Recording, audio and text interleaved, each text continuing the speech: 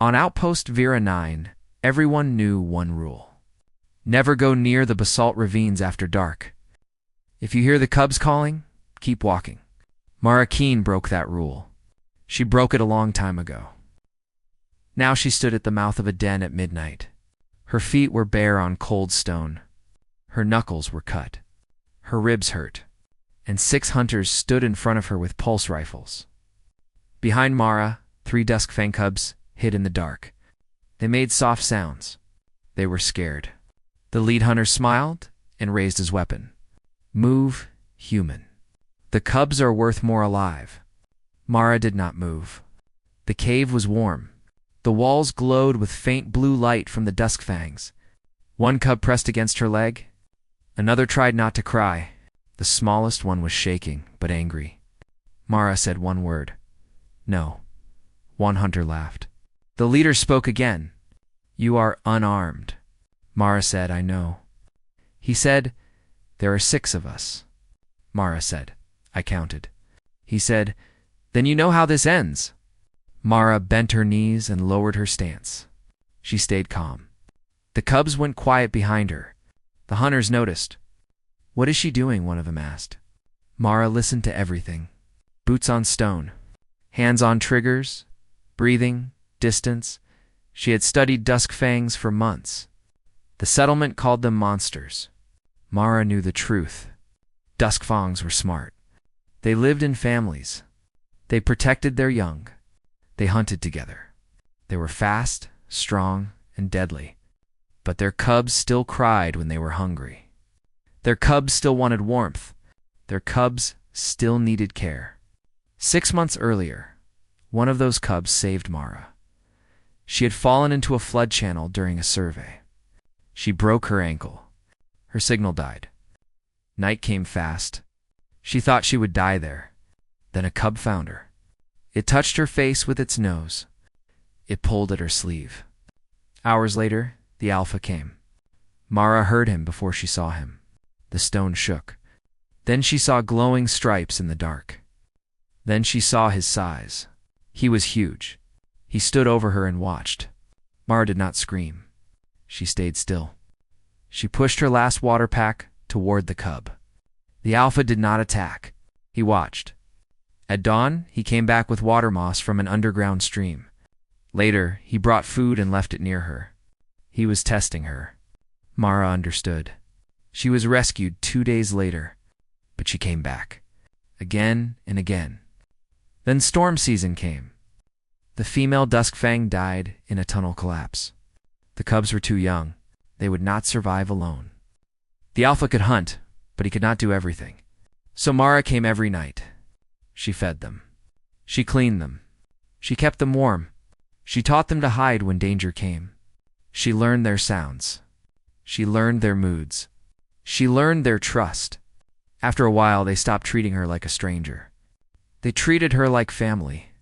The lead hunter snapped Mara back to the moment. Enough. He signaled the hunters to move. They spread out to trap her. Mara shifted half a step. She forced them into a narrow angle. No gun, no radio, no backup. Just Mara and the cubs. Leave, she said. Now, the leader laughed. We tracked the alpha to the east. He will not be back before dawn. A cub made a sharp click behind her. Mara said, quiet. The cub obeyed at once. The hunters saw that. Their confidence cracked.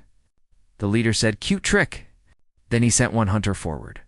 The hunter rushed in. Mara moved at the last second. She stepped inside his rifle line. She hit the hinge under his jaw. He stumbled. His weapon fired into the cave wall. Hot stone sprayed.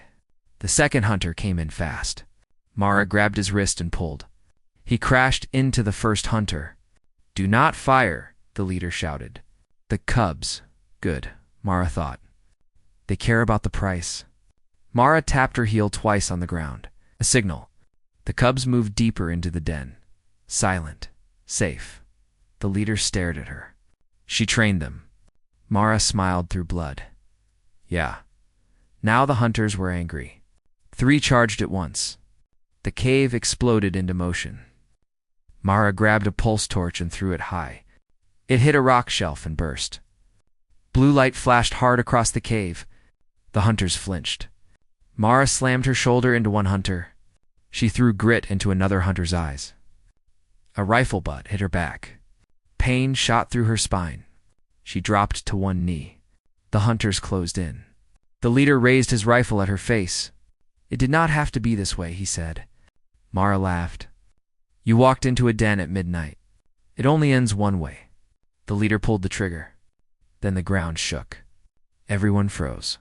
Mara felt it through her hand on the stone. Heavy steps. Fast. Closing. The smallest cub made a new sound. Not fear, excitement. One hunter cursed. "No. We tracked him." The den entrance burst open. The alpha hit the cave like a landslide. He smashed into the lead pair before they could turn. One flew into a stone pillar. Another went down under claws and blue light. Then the roar came. It was more than loud. It hit the chest. It shook the cave. It made every hunter panic. They fired anyway. Pulse fire flashed in the dark. The alpha moved through it. Fast, precise, terrifying. He slammed one hunter into the wall. He swept another off his feet. He bit down on a rifle and crushed the barrel. Mara rolled behind a rock as a shot burned past her ear. "Down!" she shouted to the cubs. One hunter turned toward the sound. That was his last mistake. The alpha crossed the cave in a blur and hit him hard. The scream ended fast. The leader backed toward the exit. He tried to keep his rifle up. He tried to look brave. He failed. "Control it!" he shouted at Mara. "Control your beast." Mara stood, shaking, one hand on the wall. The alpha stood between her and the hunters. His fur was wet with blood, but none of it was his. His stripes burned bright blue. Mara wiped blood from her mouth. "He is not mine," she said. The leader fired. Mara saw the shot leave the barrel. The alpha turned into it. He took the blast on his shoulder. He roared and charged. The hunters broke. One dropped his gun and ran. Another slipped and fell into the ravine. The leader ran for the exit. The alpha cut him off. Silence filled the cave. Only breathing remained. The leader lowered his weapon. "Take the human," he said. "Keep the cubs. We're done." Mara almost laughed. The alpha took one step forward. The leader dropped the rifle and ran. He did not get far. Outside the cave, claws struck stone. A short scream, then wind. That was all. Inside the den, the blue light began to fade. Mara leaned against the wall. Her hands shook. "Hey," she whispered. The alpha turned. For a moment, he looked wild and unreadable, blood on his face. Light in his eyes, then he walked to her slowly. He lowered his head. Mara pressed her forehead to his. His chest made a low, deep sound. Not a battle sound. A family sound. Black bond? Mara closed her eyes. "I missed you too," she whispered. The cubs rushed out of hiding. They climbed over the alpha. They chirped and pushed against him. Then the smallest cub jumped at Mara. She caught him and laughed. "You little menace." The cub made an angry little click and pushed his face into her shoulder. The other cubs came close. One licked blood from her knuckles. One nudged her ribs and made a worried sound. "I know," Mara said. "That one hurts." The alpha lay down with a heavy breath. His glow faded from blue to green, then to soft silver. A burn marked his shoulder where the pulse shot hit. It looked painful, but not deep. Mara crawled to her field pack. She took out MedWrap and antiseptic gel. Her hands shook too much to open the tube. The alpha nudged her elbow. Mara smiled. "Do not start. You hate this part." He huffed warm air into her hair. He hated treatment. He hated the smell. But when Mara pointed to the stone, he stayed still. The cubs copied him. All three sat down. Mara looked at them. 3 glowing little cubs. One giant alpha, and herself, a tired human covered in dust and blood. By morning, the outpost would find the bodies. By noon, there would be questions, hearings, orders, blame. Maybe Mara would lose her post. Maybe worse. She looked at the cub in her lap. The same cub who saved her months ago?